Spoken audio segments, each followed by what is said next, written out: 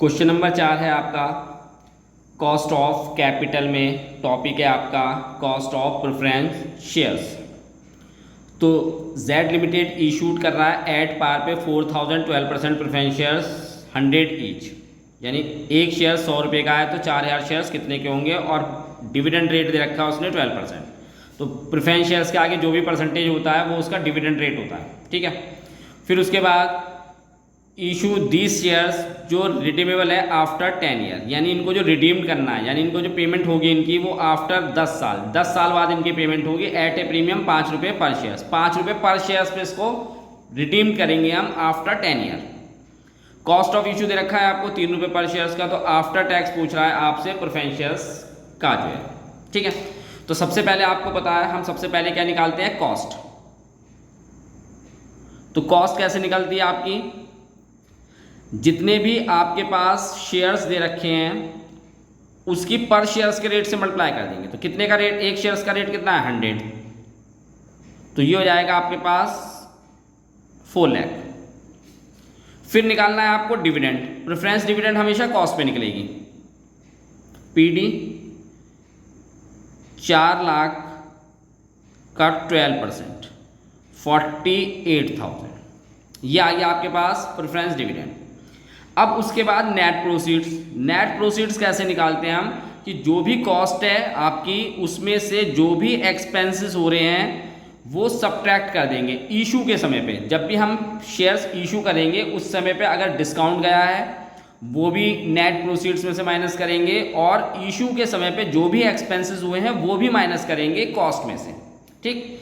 तो आपको डिस्काउंट तो नहीं दे रखा, केवल आपको दे रखा है कॉस्ट ऑफ इशू 3 रुपये पर शेयर्स है।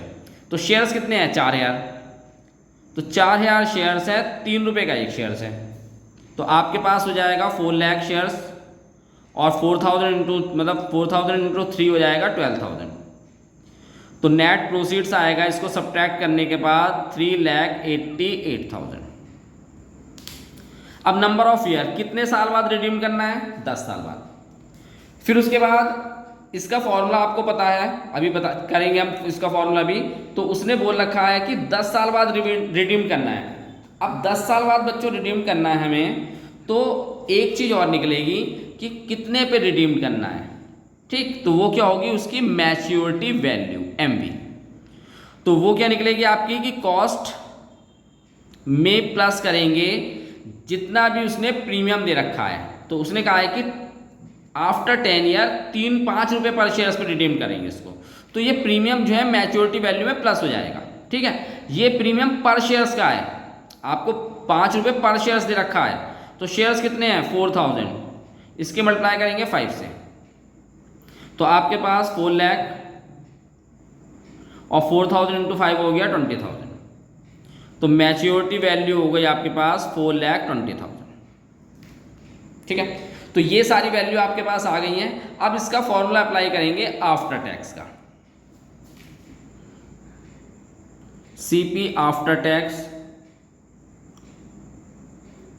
फॉर्मूला होता है बच्चों प्रेफरेंस डिविडेंड प्लस के मैच्योरिटी वैल्यू माइनस के net proceeds upon number of year, फिर maturity value plus net proceeds upon 2 और मल्टीप्लाई में 100। ये मल्टीप्लाई में 100 बीच में ही आएगा।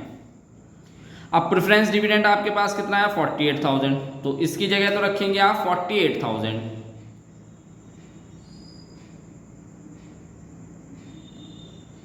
मैच्योरिटी वैल्यू आपके पास 4,20,000। नेट प्रोसीड्स आपके पास कितनी आई थी 3,88,000।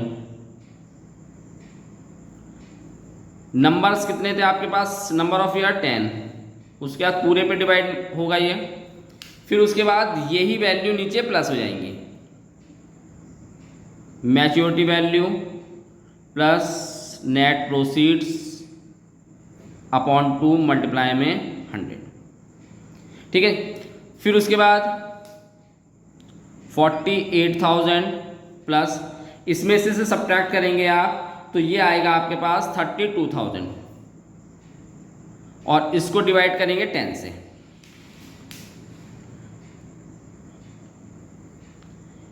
फिर इन दोनों को प्लस करेंगे और 2 से डिवाइड करेंगे तो ये आएगा 4,04,000 मल्टीप्लाई में 100, ठीक है। तो इतना आ गया। इसके बाद 48,000, अब इसको इससे डिवाइड करेंगे तो 3,200 आएगा अपॉन 4,04,000 इंटू में 100, ये दोनों प्लस हो जाएंगे तो इन दोनों को आप प्लस करेंगे तो ये आएगा आपके पास 51,200 अपॉन 4,04,000 इंटू 100। अब आप इसको मल्टीप्लाई करेंगे 100 से और डिवाइड कर देंगे 4,04,000 से तो ये आएगा आपके पास 11.96%। तो ये आपका कॉस्ट ऑफ प्रेफरेंस शेयर्स था, आफ्टर टैक्स पूछा था उसने, ठीक। तो ये क्वेश्चन आपका कंप्लीट हो गया। अगले क्वेश्चन की तरफ चलते हैं हम।